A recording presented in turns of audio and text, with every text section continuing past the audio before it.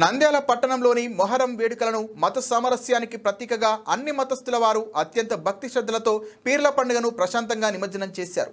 పట్టణంలోని దాదాపు 25కు పైగా పీర్ల మకాన్లను ఏర్పాటు చేసుకొని భక్తి శ్రద్ధలతో గత 9 రోజులుగా ముస్తాబై భక్తులు ఫతేహాలు ఆధ్యాత్మిక గ్రంథాలను చదివి చివరి రోజు ఆదివారం భక్తి శ్రద్ధలతో ఉదయాన్నే గ్రామోత్సవం నిర్వహించారు. తిరిగి మధ్యాహ్నం మకాన్లకు చేరుకొని సాయంత్రం భక్తి శ్రద్ధలతో ఆధ్యాత్మిక చింతనతో మహిళలు ఉపవాసాలతో ఉండి నిమజ్జన కార్యక్రమాన్ని మేళ తాళాలతో తీసుకొని వచ్చారు.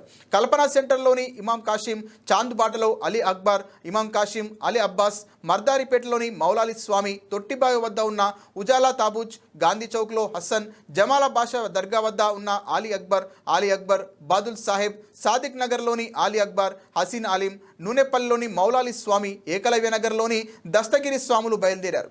ముజావర్లు ప్రత్యేక పూజలు నిర్వహించి ఫతేహాలు నిర్వహించారు.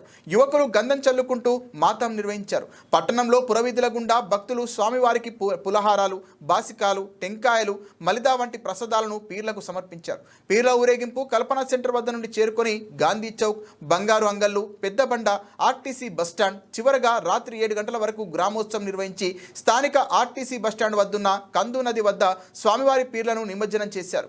నిమజ్జనం అనంతరం మహిళలు ఉపవాసాలు విడిచిపెట్టి అప్పడాలను బంధువులకు, స్నేహితులకు పంపిణీ చేశారు. పట్టణంలో ఎలాంటి అవాంఛనీయ సంఘటనలు చోటు చేసుకోకుండా జిల్లా ఎస్పీ ఆదిరాజ్ సింగ్ రాణా ఆదేశాల మేరకు సిఐ సుధాకర్ రెడ్డి పటిష్ట బందోబస్తు నిర్వహించారు.